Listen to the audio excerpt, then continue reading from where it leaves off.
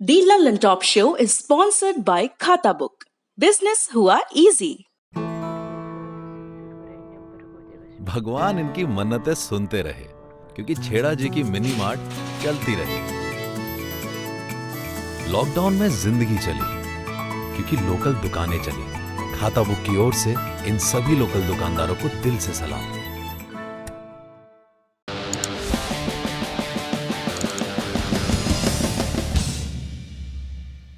ताला खुलने के बाद बारी थी देश भर में रामशिलाओं की पूजा और उन्हें अयोध्या ले जाने की। राजीव गांधी पर फिर भूमि पूजन के लिए, उसकी इजाजत के लिए दबाव बनने लगा। वो पसोपेश में थे, लेकिन एक बार फिर से उन्होंने बहुसंख्यक का ये जो आंदोलन बनता जा रहा था, या कहें कि अपने हिंदू वोट बैंक को बचाने के लिए एक फैसला किया। उन्होंने बूटा सिंह को भेजा देवराहा बाबा के पास। बूटा सिंह जिस बाबा के पास गए थे, जिन बाबा के पास गए थे, वो आराध्य थे इंदिरा गांधी के भी और राजीव गांधी के भी। देवराहा बाबा ने राजीव गांधी से कहा, बच्चा हो जाने दो, मतलब शिलान्यास हो जाने दो। तो राजीव गांधी ने शिलान्यास हो जाने दिया। ये किस्सा खुद यूपी के बाद में जो मुख्यमंत्री बने एनडी तिवारी, उनके हवाले से सामने आया। वीर बहादुर के बाद एनडी तिवारी की बारी आई थी। शिलान्यास का वक्त भी तय हो गया, 9 नवंबर 1989। इससे पहले देश भर में रामशिलाओं की पूजा हुई और सांप्रदायिक तनाव भी बढ़ा। यूपी, कर्नाटक, एमपी, गुजरात, महाराष्ट्र, बिहार और राजस्थान में कई जगह दंगे हुए, जिसमें सैकड़ों लोग मारे गए। दिल्ली में रामशिला पूजन के कार्यक्रम के दौरान भाजपा के तत्कालीन अध्यक्ष लालकृष्ण आडवाणी और महासचिव केदारनाथ साहनी मौजूद थे। कार्यक्रम खत्म होते ही युवकों ने सांप्रदायिक नारे लगाए और विश्व हिंदू परिषद के मुखिया अशोक सिंघल, उन्होंने क्या कहा? उन्होंने कहा कि हमने सरकार को ताला खोलने की डेडलाइन दी थी, अब वो काम पूरा हुआ। अब मंदिर बनाने की डेडलाइन दी थी, वो भी पूरी होगी। अगस्त 1989 में इलाहाबाद हाईकोर्ट का एक फैसला भी आता है इन सबके बीच, एक अंतरिम आदेश जिसमें विवादित संपत्ति पर यथास्थिति बनाए रखने की बात कही गई। कहा गया कि जब तक अंतिम फैसला नहीं आता, स्टेटस को रखा जाए। इसके बावजूद 9 नवंबर 1989 को अयोध्या में शिलान्यास किया गया। किसने रखी पहली शिला? कामेश्वर चौपाल ने, जो मंदिर निर्माण से जुड़े ट्रस्ट के सदस्य भी हैं। कामेश्वर चौपाल बिहार के दलित समुदाय से आते हैं और विहिप की कोशिश थी ये संदेश देने की कि जैसे राम समरसता के प्रतीक हैं, वैसे ही ये आंदोलन और ये पूरा कार्यक्रम भी, कोई भी भेदभाव नहीं मंदिर में। देश भर से आई रामशिलाएं रखने के लिए यूपी सरकार ने जमीन भी दी, लेकिन शिलान्यास का फायदा अगर किसी को हुआ तो वो राजीव गांधी नहीं थे, भले ही उन्होंने 1989 के अपने चुनावी अभियान की शुरुआत अयोध्या से की हो। इसका फायदा हुआ भाजपा को, जो पिछली लोकसभा, जिसमें उनके पास 2 सीटें थीं, उससे 85 सीटों पर पहुंच गए 1989 के चुनाव में। फिर शुरू होता है चौथा चरण। ये वो चरण था जिसमें बीजेपी केंद्र की सरकार को समर्थन दे रही थी, वीपी सिंह की सरकार को। शिलान्यास के बाद राम मंदिर में आंदोलन का सबसे अहम पड़ाव आया दिसंबर 1992 में, लेकिन उससे पहले की कुछ घटनाओं का जिक्र जरूरी है। शिलान्यास के बाद से ही अयोध्या में नियमित कार सेवा शुरू हो गई। देश भर से श्रद्धालु और कार सेवक अयोध्या पहुंचने लगे। 1990 में लालकृष्ण आडवाणी ने सोमनाथ से अयोध्या तक रथ यात्रा निकाली। प्रधानमंत्री मोदी उन दिनों रथ यात्रा के गुजरात प्रभारी हुआ करते थे। रथ यात्रा सफल रही भारतीय जनता पार्टी के लिहाज से, लेकिन 23 अक्टूबर 1990 को बिहार के मुख्यमंत्री लालू प्रसाद यादव ने वीपी सिंह के निर्देश पर बिहार के ही समस्तीपुर में रथ यात्रा को रोक लिया और आडवाणी को गिरफ्तार कर लिया। रथ यात्रा रुक गई। इसके विरोध में उत्तर भारत के कई शहरों में प्रदर्शन भी हुए और सांप्रदायिक हिंसा भी। उधर अटल बिहारी वाजपेयी, बीजेपी के दूसरे नेता, उन्होंने राष्ट्रपति को जाकर चिट्ठी दी कि हम वीपी सिंह की सरकार से समर्थन वापस लेते हैं। रथ यात्रा रुकी, लेकिन देश भर से कार सेवकों को अयोध्या जाने के लिए प्रेरित किया जाता रहा। और इस दौर में सामने आता है यूपी के तत्कालीन मुख्यमंत्री मुलायम सिंह यादव का एक फैसला। उन्होंने कहा था कि अयोध्या में परिंदा भी पर नहीं मार सकता, लेकिन कार सेवक पहुंचे तमाम प्रतिबंधों के बावजूद।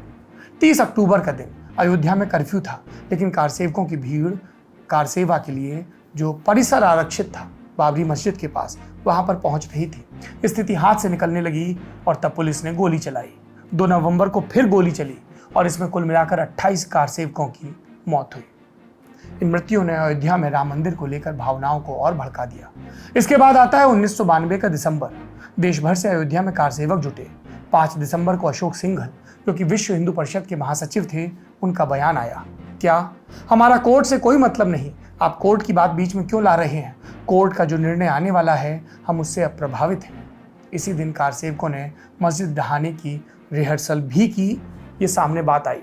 अगले दिन जब कारसेवक मस्जिद की ओर बढ़े तो यूपी की कल्याण सिंह सरकार ने 1990 में जो मुलायम सिंह ने किया था उस पुनरावृत्ति को रोकने का फैसला किया, बल प्रयोग नहीं किया और देखते देखते भीड़ ने मस्जिद गिरा दी।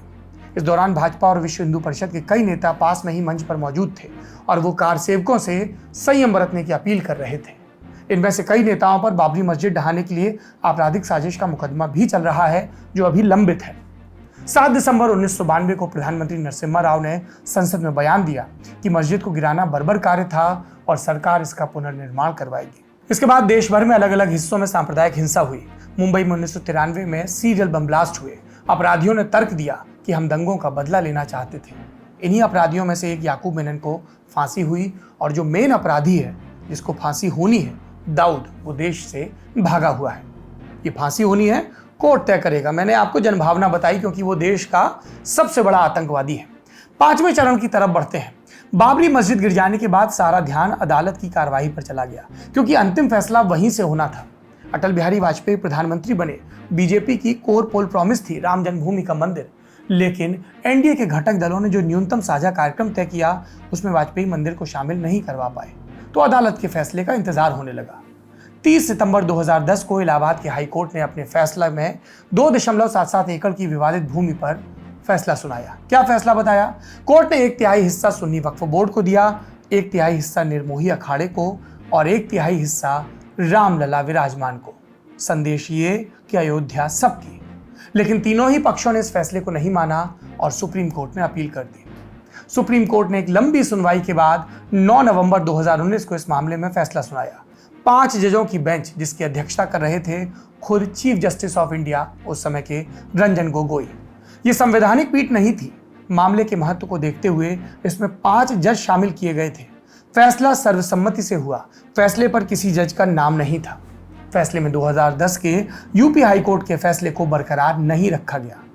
जो 2.77 एकड़ की जमीन विवाद के केंद्र में थी वो पूरी की पूरी रामलला विराजमान को दी गई। सरकार को आदेश दिया गया कि इस जमीन पर राम मंदिर के निर्माण के लिए एक ट्रस्ट बने। सुन्नी वक्फ बोर्ड को अयोध्या में ही किसी और जगह पर 5 एकड़ जमीन देने का भी आदेश हुआ। इस तरह सुप्रीम कोर्ट के आदेश के बाद अयोध्या में राम मंदिर बनने का रास्ता प्रशस्त हुआ। इतिहास में हमेशा बहुत सी ऐसी चीजें होती हैं जो पीड़ा देती हैं। यादें ज़हन से मिटती नहीं। तब हमें शक्ति मिलती है राम के जीवन से। तब हम सीखते हैं कि खुद से आगे किसी और को रखकर सोचना क्या होता है सत्य और न्याय के लिए अपनी सबसे प्यारी चीज को दांव पर लगाना। ऐसे राम के जीवन से हम बहुत कुछ सीख सकते हैं। राम भारत की संस्कृति का हिस्सा है, भारत की मर्यादा के रक्षक हैं। मर्यादा, ये शब्द राम के नाम के साथ जोड़ा जाता है। उन्हें मर्यादा पुरुषोत्तम कहा जाता है। आज के समाज में मर्यादा की बहुत आवश्यकता है। राम के नाम के साथ करुणा शब्द जोड़ा जाता है। आज के समाज को करुणा की जरूरत है। राम के नाम के साथ समरसता जोड़ा जाता है। आज के समाज को समरसता की बहुत जरूरत है। आप राम के चरित्र को देखिए, उनके जीवन को देखिए। जो वंचित था, जो पीड़ित था, जिसके साथ अत्याचार हुआ था, हर उस व्यक्ति के साथ राम खड़े थे।